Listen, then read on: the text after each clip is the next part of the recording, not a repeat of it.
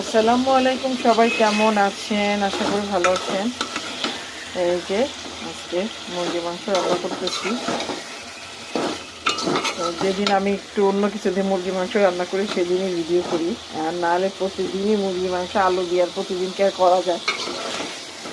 তো আজকে ভালো করে একদম কষানোর পরে আমি আজকে বাঁধাকপি দিয়ে রান্না করব। তো যখন আমি বড় বড় করে বাঁধাকপি কাটছি, অল্পই দিব, বেশি দিব না, বাচ্চারা খায় না। আর কত ভালো লাগে। তো আমরা মুরগি মাংস অনেক কিছু দিয়ে খাই, কচু দিয়ে খাই, বড় কচু যে মাটি নিচে হয়, ফুলকপি দিয়ে খাই, আর একদিন ফুলকপি দিয়ে রান্না করব।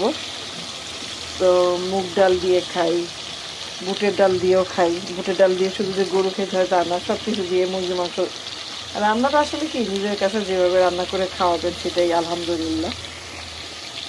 তো এই যে আমি বাঁধাকপিটা দিয়ে দিলাম, দিয়ে এখন নাড়বো। কারণ বাঁধাকপি তো এমনিই হয়ে যায়, মুরগি মাংস অলরেডি হয়ে গেছে। এখন এটা দিয়ে একটু কষানো হইলে মানে খুবই মজা লাগে। আমি তো এবার করছিলাম একবারে দিয়ে মানে ইয়ে করছি। তো আজকে আগে মুরগি মাংসটা কষাই নিয়েছি,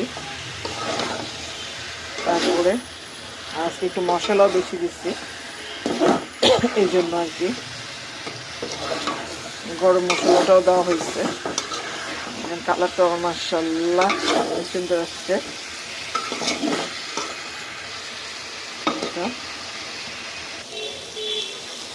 এই তো ভালো করে কষানো হয়ে গেছে। এখন আমি কাঁচামরিচগুলো দিয়ে দিব আর পানি দিয়ে দিব।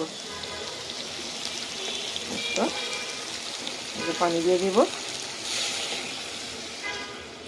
অল্পই পানি দিব, কারণ এখন তো আর সিদ্ধ হওয়ার কিছু নাই, জাস্ট একটু উতরাবে। খুবই ভালো লাগে আমার কাছে খেতে। জানি না আপনাদের কাছে কেমন লাগে, আমার কাছে অনেক ভালো লাগে। রান্না করে খাবেন, এরকম করে এত মজা, অনেক মজা, অনেক মাশাআল্লাহ, সেই স্বাদ বলতে গেলে। এই তো এটা এখন নামায় ফেলবো, মানে একটু ঝোল উঠে আসলে ইয়ে হলে একদম ঠিক মতো হয়ে গেলে এখন এই জন্য হয়ে যাবে।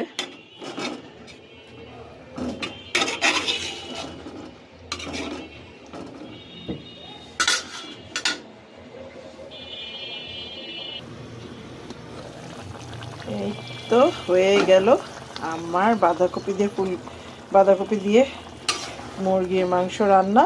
ঝোল একটু রাখবো, তো খুবই মজা খেতে। একটু জিরা দিয়ে দিব, আর কিছু না। আর এই যে সালাদ, আমার খুবই ফেভারিট একটা সালাদ, টমেটো খুবই ভালো লাগে, খুবই যায় এটার সাথে। এই তো, আল্লাহ হাফেজ, সবাই ভালো থাকবে।